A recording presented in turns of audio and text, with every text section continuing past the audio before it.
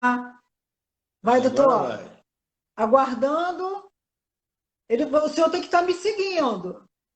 Agora foi. Ah, Agora agora foi. sim. Agora estou O senhor aqui. tem que estar me É. seguindo, Tá tá? bonitão, hein, rapaz? Aí o doutor já está É no mesmo? ar, né? E eu Ô, já. Wagner, Oi. tem uma fila de gente querendo operar minha pálpebra, Wagner. Ah, Não, mas tem que ser comigo, tem que ser comigo. Pois é, tem uma fila aí. Tá, tá sobrando pálpebra superior. É, e vou pintar um pouquinho os cabelos brancos. e pronto. Olha aí, começou, gente. Olha só, eu vou apresentar o senhor. Pode ser, doutor? Vou apresentar aqui Tá? nossos seguidores, para as pessoas conhecerem você, o senhor melhor. É, Você, eu vou parar um pouquinho dessa formalidade, né? É, Está muito com senhor, certeza. formal. Vou doutor apresentar Eduardo. você aqui, é o doutor Eduardo Teixeira, que também é cirurgião plástico, presidente do Colégio Brasileiro de Cirurgia Plástica, vice-presidente da Associação Brasileira de Médicos Pós-Graduados. É isso, doutor? Isso. Membro titular do Colégio Brasileiro de Cirurgiões, professor do Departamento de Cirurgia Plástica especializada da Geral. Universidade Geral do Estado do Rio de Janeiro, Federal. a Unirio. É isso, doutor? Viu? Cirurgia Federal, geral e né? especializada. É o departamento de É. cirurgia. Mestre em cirurgia pela UFF, que é a Universidade Federal Fluminense. É isso, doutor? Coordenador da pós-graduação em cirurgia plástica da Ensine. Está certo isso, doutor? Tá certo. Tá certo, Doutor, Tá? tá certo. Doutor, tá Olha, certo. está de parabéns, o senhor está bem graduado. doutor em cirurgia Ah, é uma vida, né? Cirurgia plástica pela UFRJ, Universidade Federal do Rio de Janeiro. Né? e Associação Brasileira de Médicos com expertise Em em pós-graduação. pós-graduação. Isso? Tá bem graduado, hein, Está rapaz? bem graduado. Então, assunto não vai faltar, doutor. Não. Não, mas é porque, na verdade, eu entrei para a universidade muito cedo como professor, fiz o meu concurso com 26 anos. Eu formei cedo, fiz o concurso cedo. E aí você dentro da carreira acadêmica, você está sempre sendo estimulado, né? Nenhum colega, o Wagner certamente tem mais experiência do que eu, também já foi para tudo quanto é canto atrás de congresso, mas esse negócio de mestrado, doutorado, fazer parte de associações, é muito para quem está na carreira acadêmica. E eu estou na carreira acadêmica desde muito cedo. E isso, de certa forma, me ajudou também a me manter atualizado e obriga a gente a estar estudando. E se eu puder, de alguma forma, contribuir aqui, vai ser muito em cima dessa oportunidade que eu tive, de estar na carreira acadêmica. Trabalhando dentro do universitário, a gente é obrigado a estar sempre correndo atrás. Doutor, eu queria te agradecer pela sua presença, por você ter recebido o nosso convite e ter aceitado. Né? E para mim é um prazer, uma honra estar com você aqui agora e falar sobre cirurgia plástica. A minha intenção aqui nas minhas redes sociais é amenizar esse momento que a gente está vivendo no Brasil e no mundo, com a pandemia. Então, eu quero levar mais conforto, falando palavra de Deus, levando palavras edificantes que ajudem as pessoas a melhorar o convívio dentro de casa, como se cuidar. Então, por que não falar da beleza da cirurgia plástica, que é uma coisa que as pessoas gostam muito, né? Sim, Então, com certeza. a gente sugeriu esse tema, que é a cirurgia plástica em geral, e dá uma ênfase em mamas, né? Prótese, não é isso? Eu estou à disposição. Eu falei com o Wagner, é um tema que eu gosto. Dentro da cirurgia plástica estética, a cirurgia que eu mais gosto de fazer é a cirurgia de mama, tanto a mamoplastia de aumento, que é a prótese, quanto a redutora, levantar a mama. Eu sugeri para vocês dois, que a gente tiver 5 minutinhos para falar do problema do silicone industrial, que é um problema que eu Claro, considero um problema de saúde pública hoje, mas fica à vontade, você conduz aí como você quiser, em termos das perguntas que vierem, as curiosidades que vocês tiverem, e o Wagner com certeza vai dar muita, valorizar muito a live também, porque ele tem muita experiência também. Então, estou à disposição. Bem, doutor, um cirurgião plástico é bom, dois, então, é excelente, né? Eu também queria agradecer ao Wagner aqui pela presença dele, né, como cirurgião, e também vai dar muita dica bacana. Eu já tinha feito com ele. Você desculpe ter atrasado um pouco, o trânsito estava muito ruim. Ah, Doutor, eu estou 3 meses em casa. Você acredita nisso? Já vai fazer 3 meses. Vaga de vida sala para o quarto. Ah, tá. Não, aí você está... Eu não tenho saído de casa. Mas é o que... Quem pode ficar em casa, na verdade, então, não é o nosso tema de cirurgia hoje. Mas eu trabalho dentro do hospital universitário, que hoje é um hospital praticamente para Covid, que é o Gafreguini. Quem pode ficar em casa, deve ficar. A gente sabe que tem as implicações todas, nem todo mundo pode, pessoas precisam trabalhar, precisam, de alguma forma, ser o sustento, mas não tem vacina. A única forma de não pegar a doença é não se expondo. Doutor, no final nós vamos falar sobre a Covid um pouquinho, que eu sei que o senhor também é muito sábio e está muito inteirado. Os médicos, né, estão interagindo muito em relação a essa doença.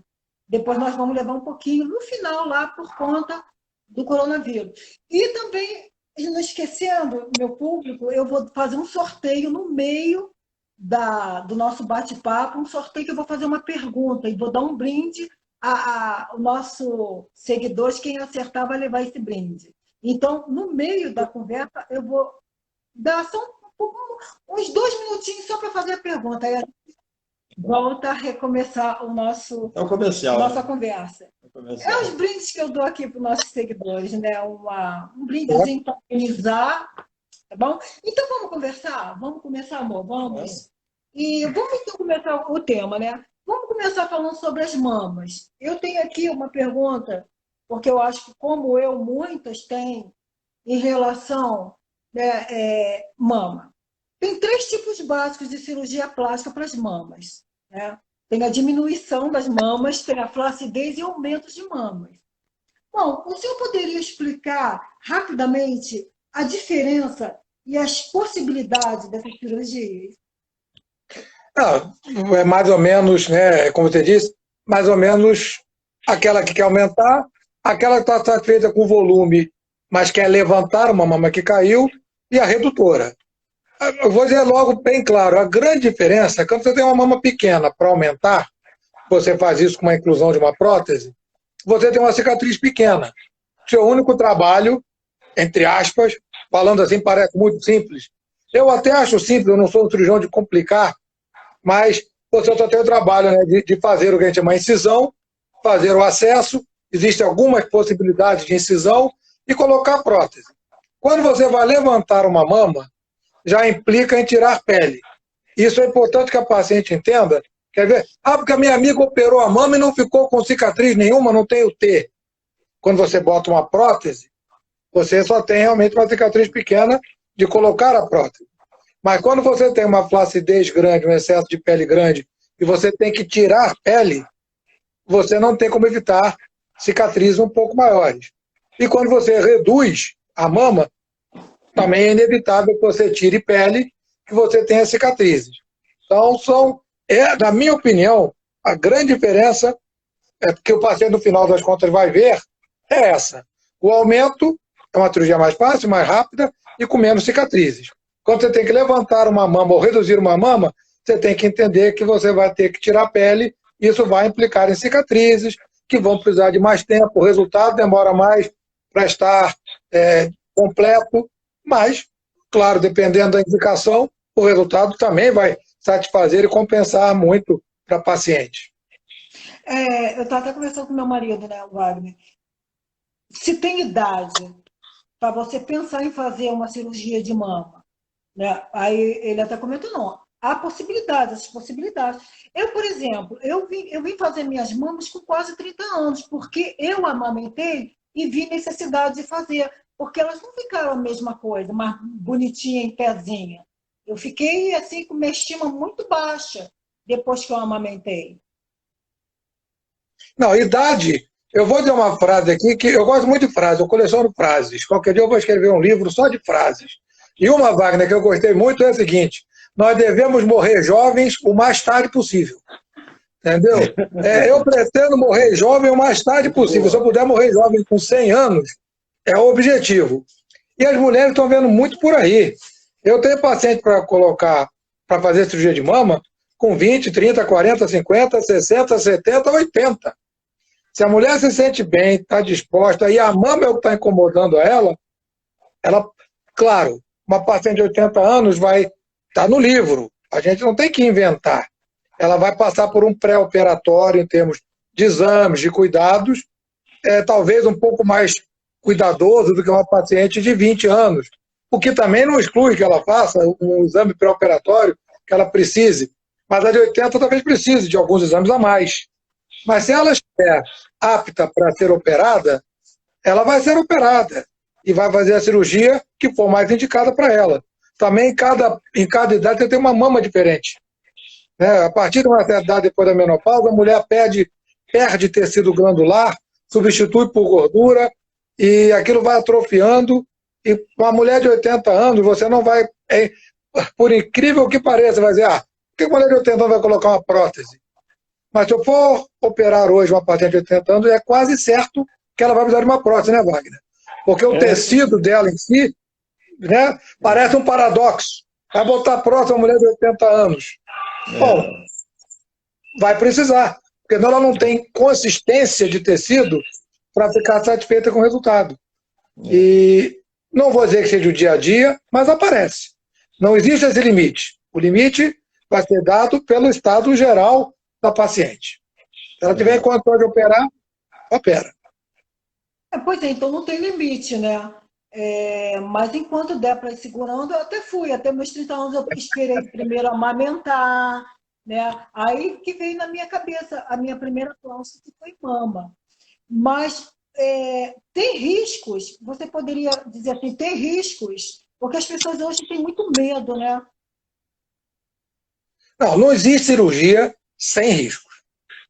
Tá? O médico chegar para o paciente e dizer, olha, a sua cirurgia é segura, 100% segura, ele está mentindo. A cirurgia, tomar um comprimido é um ato médico. Você toma um comprimido, faz uma reação adversa, você pode ter, né, complicações e falar, claro, tem gente que morre tomando um comprimido. Então, todo ato médico, a partir do momento que mexe com o seu organismo, tem que ser bem indicado, tem que ser bem avaliado. Com isso, você reduz os riscos, você indica o remédio correto, se você avalia bem o paciente, você vai reduzir os riscos. Mas não existe procedimento médico isento de riscos. E uma cirurgia envolve, na verdade, 2 atos. A não ser uma cirurgia pequena com anestesia local, se você faz uma anestesia geral ou uma peridural, são 2 atos médicos. Um ato anestésico e um ato cirúrgico. Os 2 têm seus riscos. Então, sendo bem franco, não dá para você dizer. Agora, vamos ao inverso. Se você tem consciência disso, se prepara para isso, opera no local adequado, opera com a equipe completa, preparada, você pode chegar a um nível de risco muito, muito pequeno. Tanto que a gente vive disso, né? Eu, pelo menos, há 30 anos, e nunca tive uma complicação grave. Porque ninguém está livre, mas se você reconhece o risco, você está mais próximo de evitar. Eduardo, eu costumo dizer também, acrescentando o que você falou, eu costumo dizer também para os pacientes, e você citou, toda cirurgia tem 2 fatores, o fator da própria cirurgia e o fator da anestesia. Eu costumo dizer o seguinte, em termos de cirurgia, que pode ser cirurgia geral, cirurgia ortopédica, cirurgia de otorrino, cirurgia plástica, qualquer cirurgia vai ter o seu risco. Acontece só um detalhe, na cirurgia plástica, é a cirurgia onde o risco da cirurgia, e não da anestesia, que é o mesmo para todos, da anestesia é o mesmo risco para todas. Mas o da plástica é o de menor risco, porque na plástica a gente só mexe, geralmente, em pele e em gordura. A gente não entra em cavidade, por exemplo. Então, a gente está diminuindo o risco. Não é? É uma cirurgia onde você pensar, face, nariz, queixo, mama, abdômen, você está mexendo em pele e gordura. Então, você não está agredindo demais aquele organismo, como se fosse numa geral. Vamos supor, a própria cesariana, que é tão frequente, ela tem um risco muito maior cirúrgico do que uma plástica, porque ela vai até o útero, ela vai até abrir o útero. Então, é uma cirurgia de muito mais risco. Não é? Então, esse é o mais risco, o menos risco. E das cirurgias, eu vejo na plástica a de menos risco, a não ser o risco anestésico, que é o fato de você só mexer em pele e gordura, concorda? Concordo, inclusive eu costumo brincar, eu fiz cirurgia geral, antes fui cirurgião geral, entrei na universidade como professor de cirurgia geral, lá em 1989, e depois operei estômago, colo, rim, operei de tudo. E costumo dizer para os meus alunos, depois eu abandonei a cirurgia e virei cirurgião de superfície. O cirurgião plástico opera superficialmente, especialmente na plástica estética, isso é um fato. E Ângela, você tinha pedido para a gente falar positivamente. Então, quando a gente fala positivamente, tem certas palavras que eu não gosto de usar. Mas é importante que a gente coloque até isso, né, Wagner? Quando você tem um insucesso, um desastre, eu vou usar para óbito, pronto. Quando você tem óbito de cirurgia plástica, sai no jornal, especialmente plástica estética. Mas se você for ver a estatística, morre mais gente operando vesícula, parto, cesárea. Então, como você disse, estatisticamente, são cirurgias de mais risco, e isso se reflete no índice de mortalidade, que é muito maior, só que não sai no jornal. A verdade é que isso não sai no jornal. Quando você dá o azar naquele percentual que é ínfimo, mas acontece numa cirurgia estética, isso vira notícia. E acaba dando uma falsa impressão de que é uma cirurgia de risco.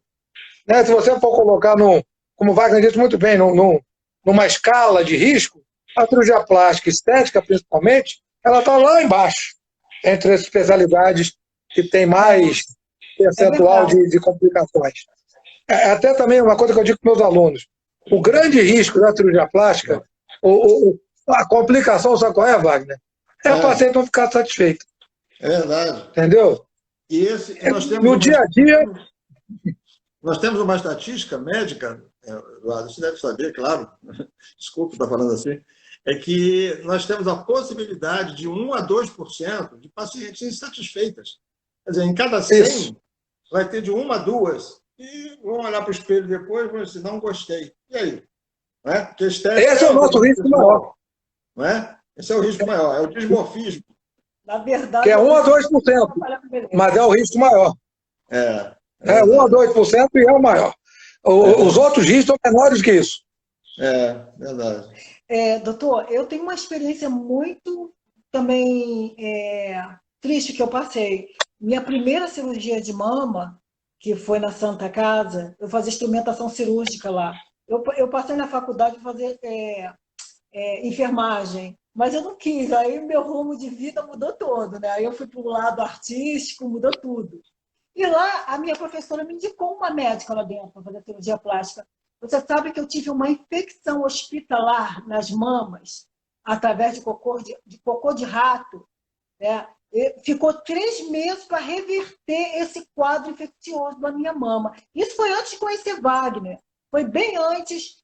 Foi aí que eu vim conhecer meu ex-marido, o falecido Óxido, por causa desse problema que eu tive nas minhas mamas.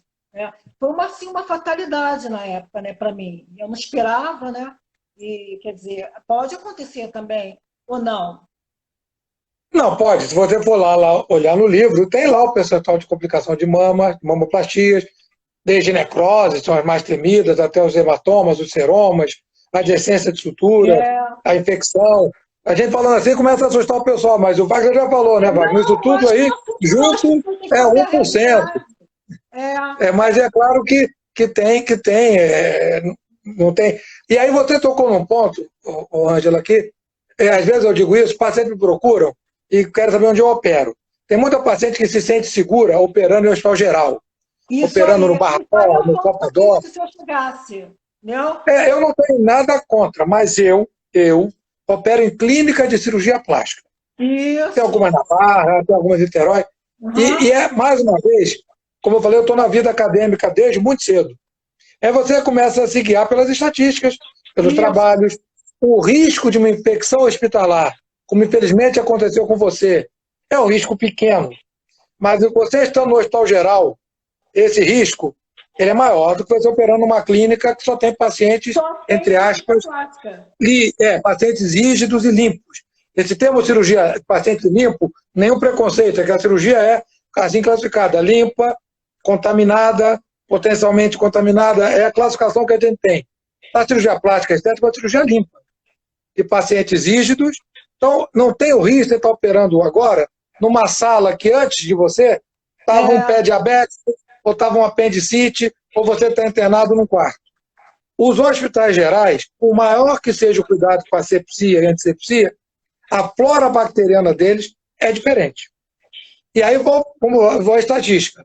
A chance de você precisar de um CTI, que seria o argumento de estar operando no hospital geral, é menor do que o risco de você ter uma infecção hospitalar. E vou dar mais um dado.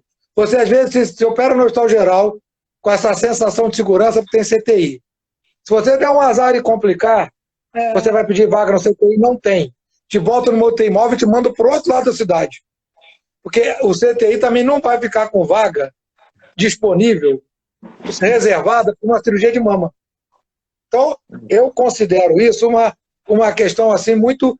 O paciente se sente seguro estar operando no hospital geral, mas se você não tiver a vaga reservada, geralmente você não vai ter, se você precisar de um CTI, vai entrar a mesma dificuldade que você teria numa clínica de cirurgia plástica, bem montada, onde você vai ficar ali cuidada até conseguir uma UTI móvel para te remover, se houver essa necessidade. E o risco de infecção, estatisticamente, é maior. Bem, doutor, eu toquei nesse assunto justamente para isso, para o senhor esclarecer, né? E as outras pessoas não passarem pelo que eu passei. Não? Porque você operar numa clínica que só faça cirurgia plástica, esse é o mais ideal. Né? E a gente no mundo todo, Ângela, no mundo todo é assim. Até deixar bem claro, não é operar em consultório, porque também algumas coisas são exageradas. Mas existe toda a normatização para você ter um ambiente cirúrgico, uma clínica de cirurgia plástica com segurança. Tá? Existe até a normatização para você fazer pequenos procedimentos no seu consultório com segurança. Nada disso é proibido, tudo isso é escrito. Mas tem que ser respeitado. Se você tem no seu consultório um ambiente para fazer cirurgias pequenas com anestesia local, você faça cirurgias pequenas com anestesia local. Quando você começa a abusar e fazer lipo no consultório, não quero criar caso com nenhum colega, mas existe a norma, o que você tem que ter no seu consultório para fazer lipo.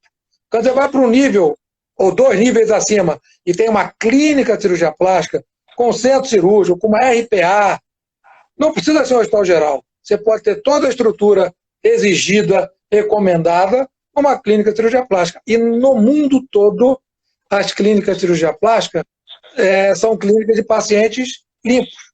E é a maneira mais segura de você trabalhar.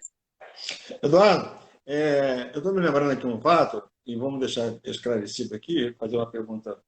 Desculpe estar entrando aí. Pode ficar à vontade. A casa é sua. Eu, quando estava lá nos Estados Unidos, fazendo o meu fellow, curso lá, eu trabalhei em Houston, onde o Dr. Geral foi o primeiro médico nos Estados Unidos, e creio que no mundo inteiro, a fazer a primeira prótese de mama. E quando eu cheguei no primeiro dia, que a gente chama no café da manhã, que chama de ground round, naquele café da manhã, ele me fez a primeira pergunta que me deixou inibido. Ele falou assim, qual é a sua experiência de mama lá no Brasil? Aí isso foi em 1975, quase 50 anos atrás. Eu falei assim, mama de silicone no Brasil. Aí eu falei assim, silicone. Eu falei assim, nenhuma, porque eu não tinha nenhuma experiência. E aí a minha pergunta é o seguinte, lá, então, nessa época, eu comecei a aprender cirurgia de mama com silicone, e eram sempre mamas grandes, silicones grandes. A moda americana ficou sendo mama grande. A mulher gostava de mama grande. Jane Mansfield, aquelas artistas do cinema, etc. e tal. E aqui no Brasil, quando começou assim também. Mas depois passou para menor, depois passou para maior. Agora está parecendo... Eu quero as minhas bem menores. Eu já estou querendo diminuir. Qual é a sua impressão hoje? As mulheres hoje estão querendo maiores, médias ou pequenas? A mama de silicone. Tamanhos. Não, você tem a experiência também, que eu deve ter tido a experiência que eu tive. Né? Na década de 90, se você falasse uma prótese mais de 200, era um acontecimento. Depois, já nos anos 2000 e pouco, acima de 300 ainda era rara. De 2010 para cá, perdeu-se realmente, e não é só nos Estados Unidos, a influência até da América Latina, a gente tem muitos, um intercâmbio grande aqui com Colômbia, principalmente Venezuela, que por sua vez tem um jeito mais americano de ser, lá prótese de 600, 500, o pessoal daqui foi aumentando. Mas eu concordo contigo, eu tenho visto isso, a brasileira não comprou muito essa ideia. Chegou ali no 400, 400 e pouco, e vamos ser realistas, a mama maior, ela cai mais rápido, ela fica mais pesada, engorda, dependendo da mulher, se o tórax for estreito. Eu acho que a gente chegou lá no 300 e tanto, 400, tem paciente que gosta, tem paciente que pede, até maior, mas nós demos uma recuada de novo. Eu tenho visto as próteses aí em torno de 300, às vezes até menores, nos últimos 4, 5 anos. É o que eu tenho visto, uma tendência maior. Bem, doutor, vamos mudar um pouquinho de assunto, já que a gente falou desses acidentes que acontecem. Antes de botar só mais uma perguntinha sobre isso. Tá bom.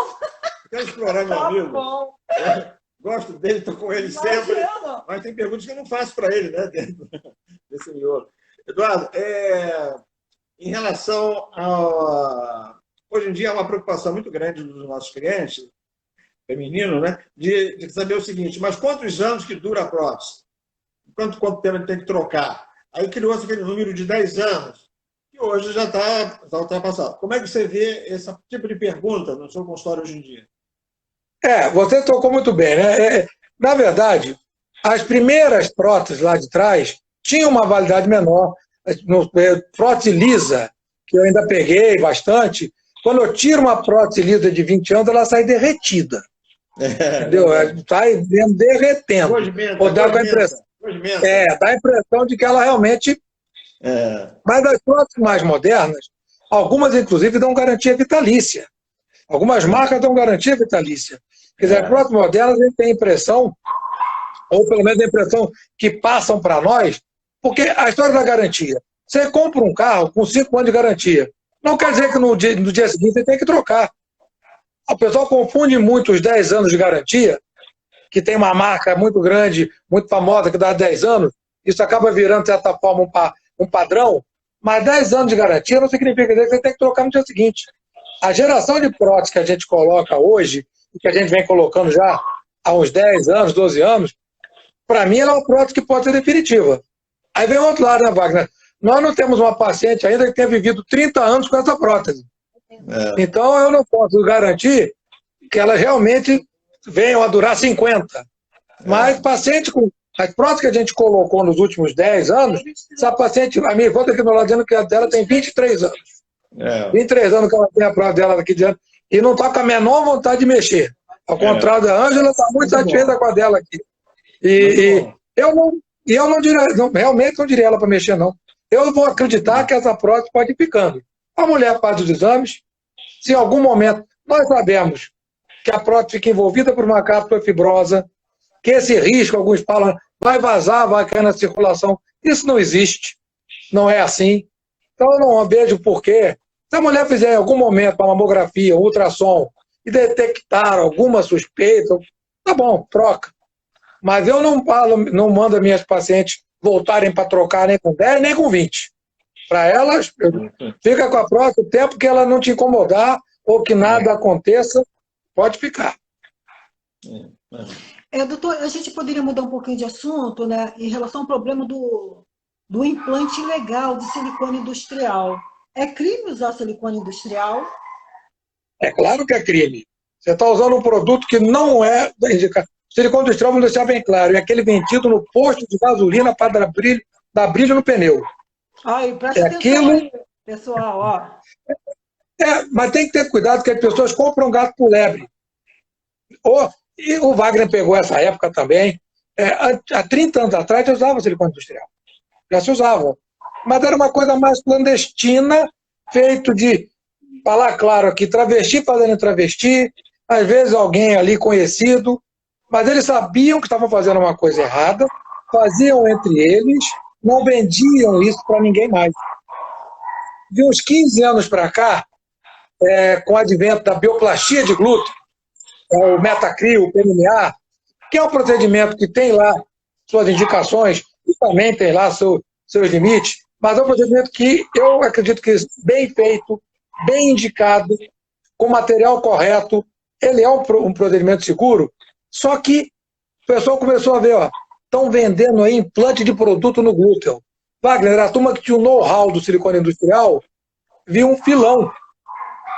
E aí passou a vender o silicone industrial como se fosse PMMA. Tanto que eu pego no meu consultório, no Gapré, você pergunta ao paciente, você botou o quê? Ah, doutor, botei Metacril. Eu não vou.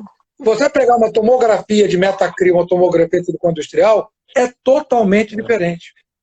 Você consegue rapidamente, e até examinando o paciente, você consegue rapidamente detectar que aquela paciente, de boa fé, foi enganada.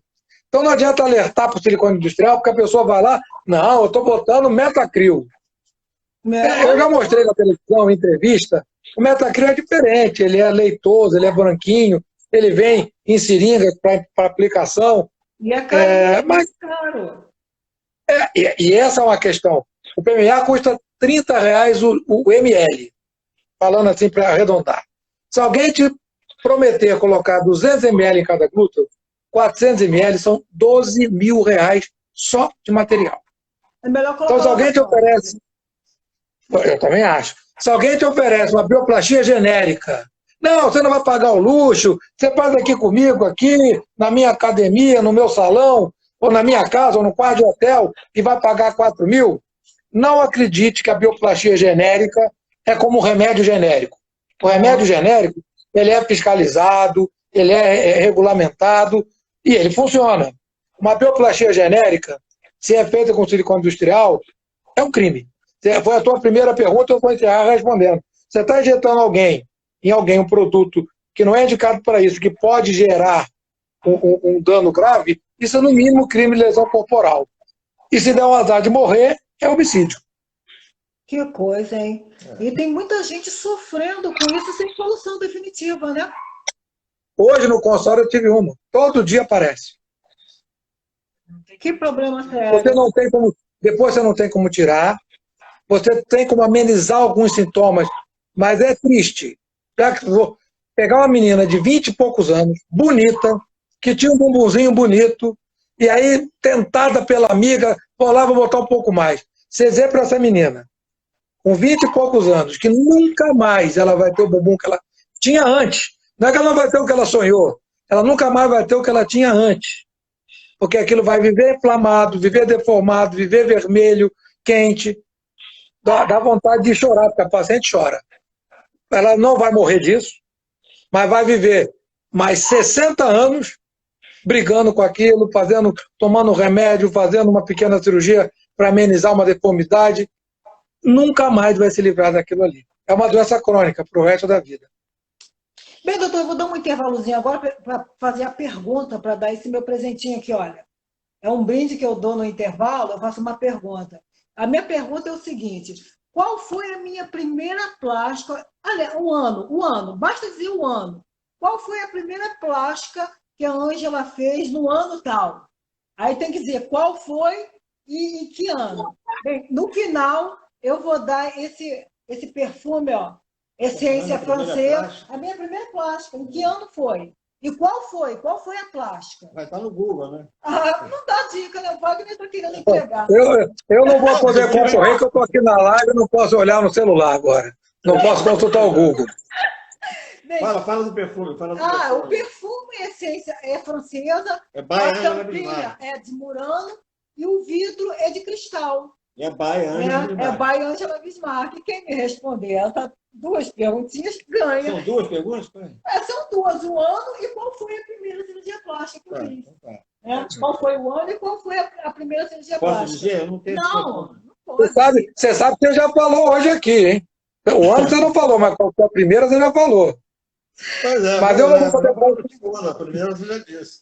Doutor, então, muda um pouquinho de assunto ou não, né? Eu acho que para as pessoas não ficarem enganadas com esses profissionais que estão aí no mercado oferecendo essas propagandas enganosas, o doutor poderia explicar um pouquinho qual a diferença entre a Sociedade Brasileira e o Colégio Brasileiro de Cirurgia Plástica? Não? Então, isso é um ponto que tem até que ter certo cuidado, porque causa uma certa polêmica. A Sociedade Brasileira de Cirurgia Plástica é uma sociedade científica muito antiga, muito respeitada, é muito conceituada. formada por médicos da maior qualidade, mas é uma sociedade científica, uma entidade privada. Deixar bem claro que nenhum médico é obrigado a fazer parte da sociedade. O médico, uma vez formado, ele pode fazer o que ele quiser. Para começar, a lei é muito simples. A lei que rege a nossa profissão, Wagner, eu que acompanho isso, é de 1957. Ainda não foi revogada, é uma lei de 1957. Agora nem nascido. E que diz exatamente isso. Você se formou, foi no Conselho Regional, registrou seu diploma, você pode fazer o que você quiser. É claro que aí vai da responsabilidade, vai da ética, vai do interesse de cada médico procurar se especializar, procurar se aperfeiçoar. No início, não tinha nem residência. Hoje a residência é o padrão ouro. Mas eu, quando me formei, não era. Entendeu? Já existia a residência, mas estavam ainda se estruturando. E meu pai lá atrás, meu pai fez o primeiro transplante de pâncreas no mundo. É um médico conhecido no mundo inteiro e não fez residência. Não fez residência, não tinha o tal do RQE, não participava de sociedade nenhuma. Deixa eu colocar esse detalhe para a Ângela. O pai dele fez o primeiro implante de pâncreas no mundo. Então, doutor Edson, é uma pessoa fantástica, aqui eu tenho o prazer de conhecer até hoje. E foi essa pessoa, é o pai do Eduardo. Parabéns. Parabéns. Em 1968, ele fez o primeiro transplante de pâncreas, fez toda a pesquisa lá em Chicago, ficou 3 anos nos Estados Unidos, ia fazer o transplante lá, Wagner, a história que às vezes o pessoal não sabe, e aí por questão de doença na família, voltou para o Brasil e acabou fazendo aqui, no Hospital Silvestre, num paciente diabético, que viveu 11 anos depois do transplante de pâncreas, paciente diabético grave. O transplante foi bem sucedido, mas o meu pai, o Ângelo, ele não tinha residência, nada disso.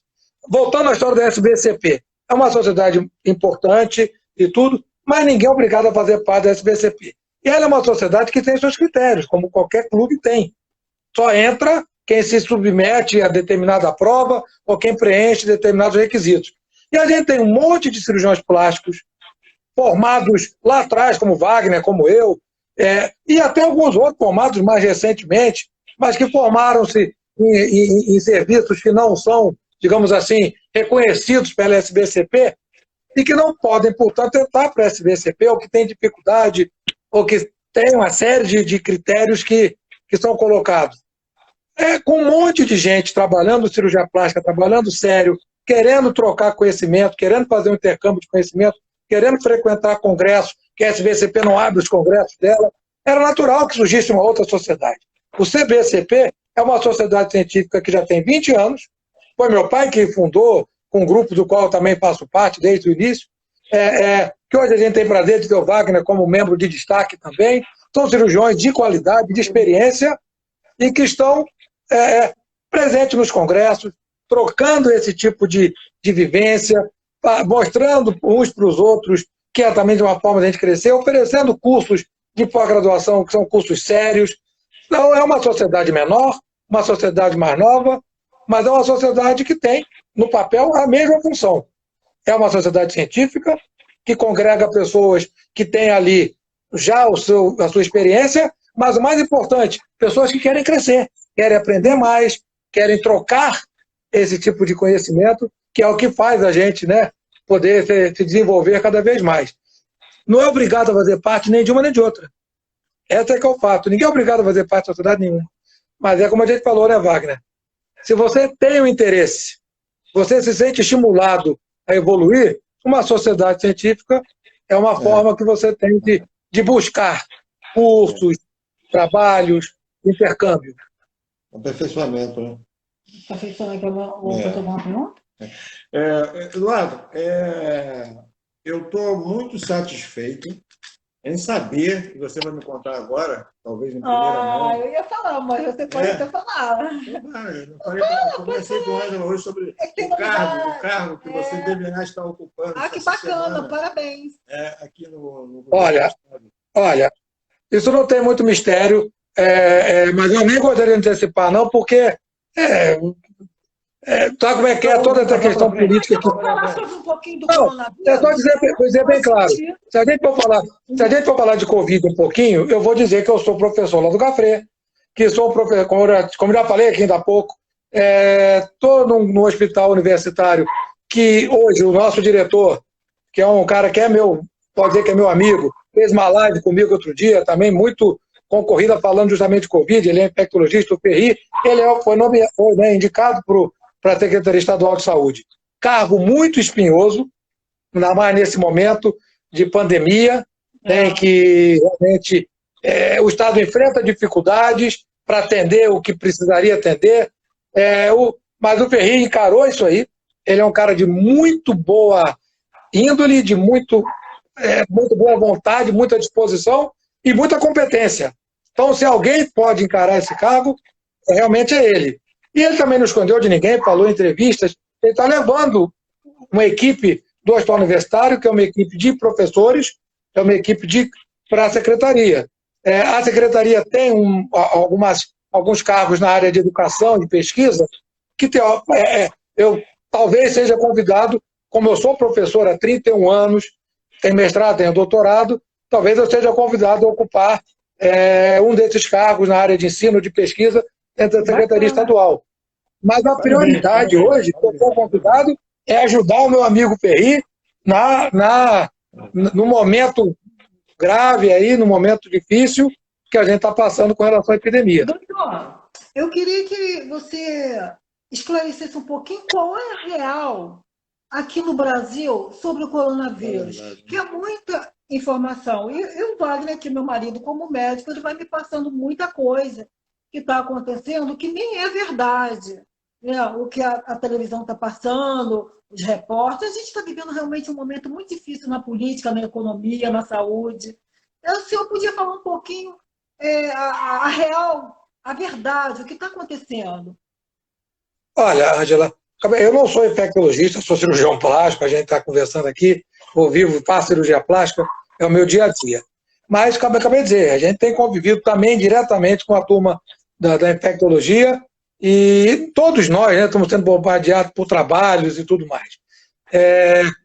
Eu vou te falar, existe sim um problema da politização, isso tudo virou briga política. Se você é a favor do presidente, você é a favor da hidroxicloroquina. Se você é contra o presidente, você é contra a hidroxicloroquina.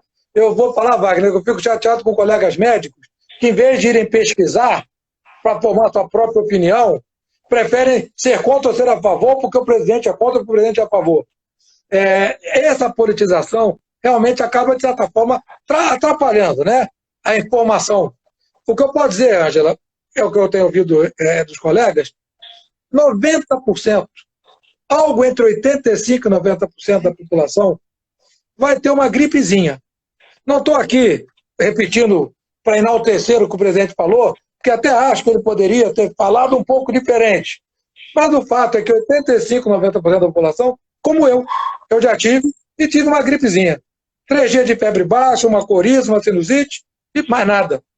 Só um detalhe, para deixar bem claro, você testou positivo para o corona, não foi? E resolveu. Bom, testei positivo, depois já fiz a sorologia, estou IgG positivo, estou imunizado. Não foi com o diagnóstico clínico, eu testei lá no Gafreia de teste, porque a gente está no dia a dia. Eu, pessoalmente, 85%, 90% vão ser isso. Tem aí, vamos no outro extremo, tem os 2% de mortalidade, que no mundo todo já se sabe que tem pacientes graves, pacientes com comorbidade, paciente que tem uma predisposição, que mesmo com todos os recursos de tratamento, existe um percentual entre 1,5% a 2% que, infelizmente, podem morrer. E esse é um problema, que 1,5% a 2% de muita gente acaba sendo muita gente. Tá? Mas existe um percentual, portanto, que fica em torno de 8%, que vão precisar de um tratamento um pouco mais intensivo, não necessariamente de CTI, mas que vão precisar de ser tratados, mas que, se forem bem tratados, vão sair bem. Ou seja, a gente vê muita notícia ruim, e é inevitável que veja, porque eu já disse, 2% de muito é muito. Mas eu também acho que falta informar a população de que 98% ou 97%, que aí vem, se você tiver uma estrutura que falhe, essa mortalidade vai ser um pouco maior. Isso é verdade. E essa era a preocupação das nossas autoridades em tentar estruturar minimamente o nosso sistema de saúde. Acabei de dizer, esses 8%, Wagner, que não são os 2, que vão morrer de qualquer jeito, e nem os 90% que vão tirar de letra, esses 8% que vão precisar de tratamento em alguma escala, se não forem bem tratados, acabam aumentando a mortalidade. Então, nós estamos falando aí de 8% que vão depender, de fato, da eficiência da nossa estrutura de saúde. E que é uma coisa que o PRI tem defendido. Se você trata precocemente, diferente do que foi orientado no início, que era só procurar quando já tivesse falta de ar. Uma coisa que hoje a gente sabe que na época que isso foi falado, que era para não gerar o pânico, para não correr todo mundo no posto de saúde e, de fato, não ia ter como atender a todo mundo. Mas hoje você sabe que você começa a tratar, ainda em casa, com medicação, você muitas vezes consegue evitar que aquele paciente evolua lá na frente para um quadro mais grave, precisar de um CTI. Então, é a eficiência em tratar esses pacientes do meio, esses que não são os mais gravíssimos e os mais complicados, mas também não vão vencer a doença com facilidade, que vai determinar uma mortalidade um pouquinho maior. E essa é a preocupação hoje. Como é que você, que está quase todo dia lá no Café, no Hospital Café Guime, como é que você ouve lá falar sobre os índices, os números, não vou falar de índice não, os números de mortalidade? Porque existe a mortalidade que é divulgada na internet ou nos canais de TV, e existe o portal de transparência, que é dos cartórios, que tem um outro índice de mortalidade bem menor.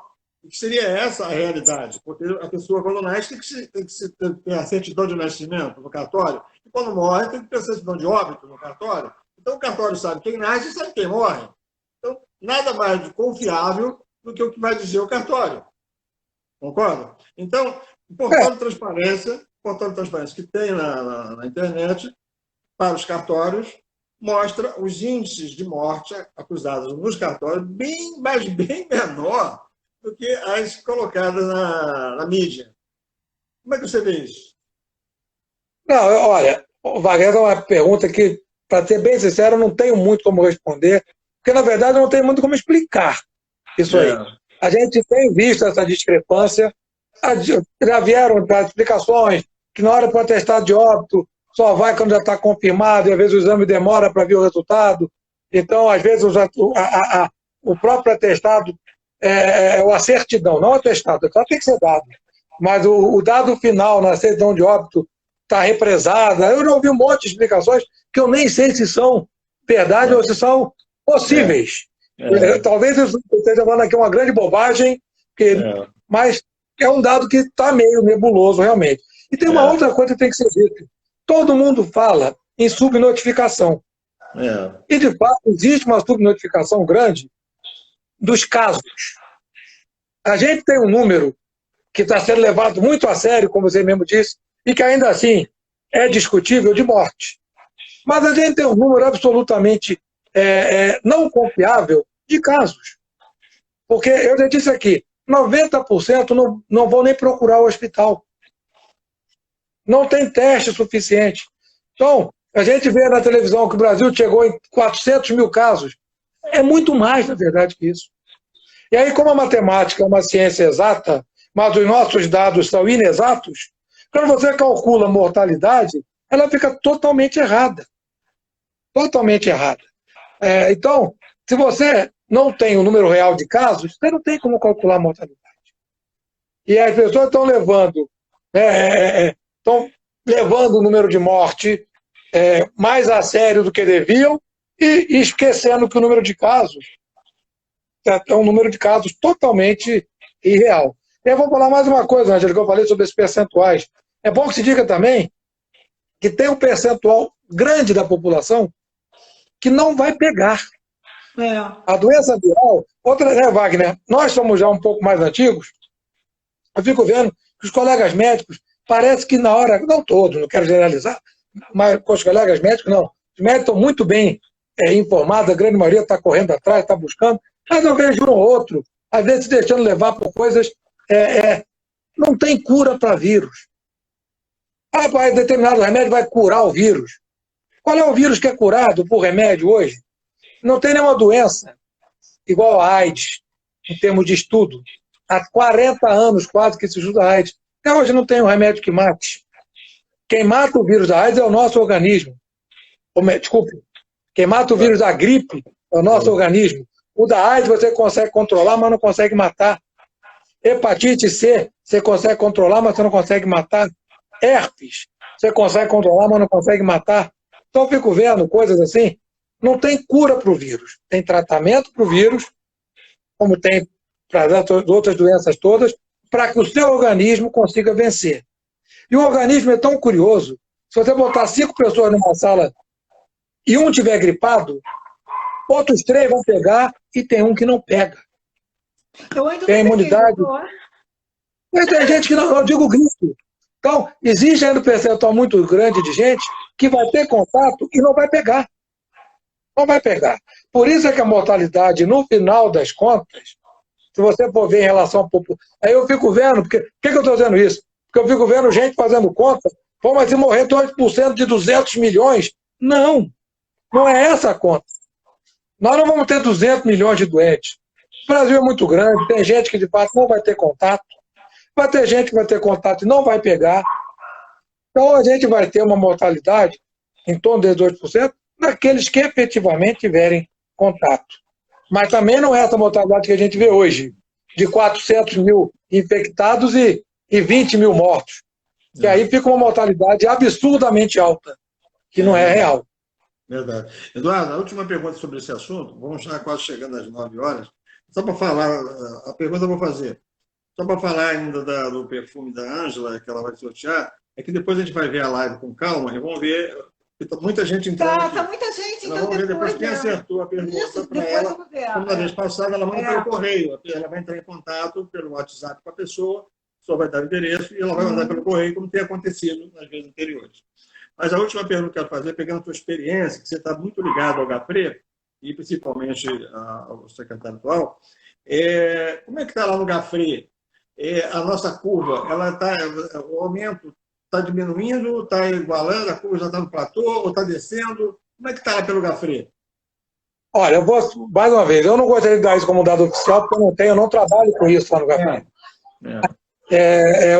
Mas o que a gente tem visto aqui no Rio de Janeiro, Zona Sul e Barra, onde começou e onde o pessoal tem mais condição de ficar em casa, o número diminuiu. Os hospitais estão mais folgados. Mas, Wagner, eu quero ser bem claro, isso não quer dizer que a epidemia está acabando.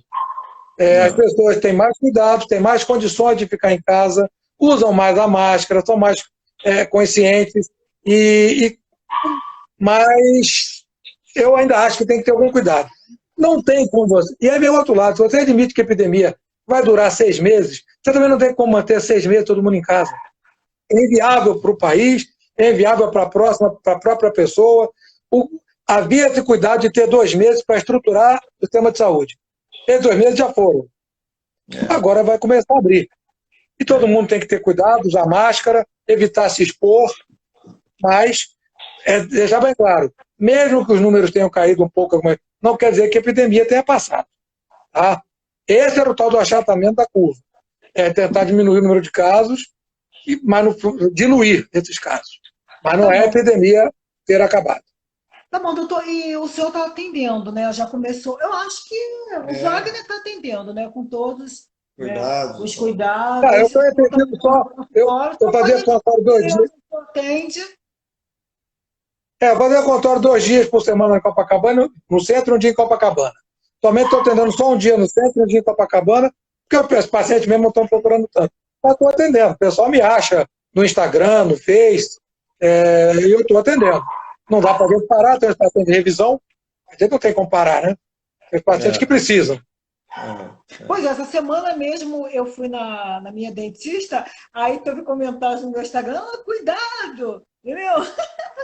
Mas já estou 3 meses em casa, eu preciso voltar aos meus tratamentos de dente, né? Minha saúde bucal, eu vou ficar até quando dentro de casa? Não tem como. A gente vai voltar à vida normal com os cuidados, mas tem que voltar. É verdade. Não tem jeito. O tempo que pediram já foi dado. Então já agora, para acreditar. Então tá bom, doutor. Obrigado pela sua presença. Adoramos a sua a sua live. Prazer. Vamos fazer Eu que outra. agradeço pelo convite. Agradeço pelo convite. Muito sucesso na sua nova empreitada, tá bom? Na Secretaria de Eu Saúde. vou, Na se Secretaria de for Saúde. convidado, vou para lá para ajudar. Vou para lá para ajudar com um pouco da experiência que eu tenho na área de ensino. Eu sou médico, mas sou professor. E não tem como dissociar isso. Tá faltando assim, eu acho que é muita gente se metendo na área médica que não tem noção, né? Eu estou vendo muito isso. Médico falando que estudou 10 anos para isso. E é todo mundo querendo dar opinião numa coisa que médico estudou. Eu não sei se a gente vai ter tempo, porque já está em cima da hora, mas uma coisa. Eu não quero fazer igual o Lula, ver o lado bom do vírus. Não tem lado bom nesse vírus. Mas para o médico foi bom, valorização do médico. E, Magno, valorização do médico como médico, né? Agora ninguém fala em especialista. Cadê o infectologista com RQE? Todo mundo é médico. Então, isso serviu para o médico mostrar que tem valor e o médico mesmo. Né? Todo médico tem condições, claro, vai se atualizar, vai buscar aqui ou ali, mas ele tem condições de atender e isso mostrou que o médico ainda faz uma diferença. Parabéns, muito obrigado pela sua live aqui no meu Instagram e outras virão, se Deus quiser. Paz do Senhor, que Deus abençoe as suas mãos, o seu pensamento e os seus caminhos. Agradeço muito, fico à disposição. E, mais uma vez, quem quiser me achar, me acha. Estou à disposição de todos. Eduardo, estamos juntos, né? Como sempre, como eu já te falei, você passou a ser um novo irmão, né? Que há algum tempo atrás já tinha reconhecido isso em você. Um novo irmão de verdade, de coração, você sabe disso, quanto a gente se gosta. E nós vamos continuar assim, lutando pela nossa causa, que é a medicina, né? Pelos nossos pacientes, que é a estética e a beleza, que é aquilo que a gente ama também, né? Em relação às nossas mulheres. E mais ainda pelo teu ensino agora, cada vez maior e, inclusive, dedicado à parte do público em geral. Então, parabéns por tudo isso e obrigado por estar prestigiando a Ângela. Não, obrigado você também, participando do Instagram, ajudando aqui. Sempre bem-vindo. Obrigado. Mais uma vez, estou à disposição, a honra é minha e o prazer é meu. Obrigado, fica na paz do Senhor Jesus. Um abraço. Com Deus. Até logo. Gente, olha só, as pessoas estão dizendo aqui que depois da live, tome os comentários. Faz o seguinte, então deixa a resposta lá no comentário do meu Instagram, tá bom? Isso aí não vai ser problema. Deixa lá, vai lá no meu Instagram, clica lá, comentários e deixa lá a data e qual foi a primeira cirurgia plástica que eu fiz na minha vida. Tá bom? Um beijo, fiquem com Deus, até a próxima. Bye.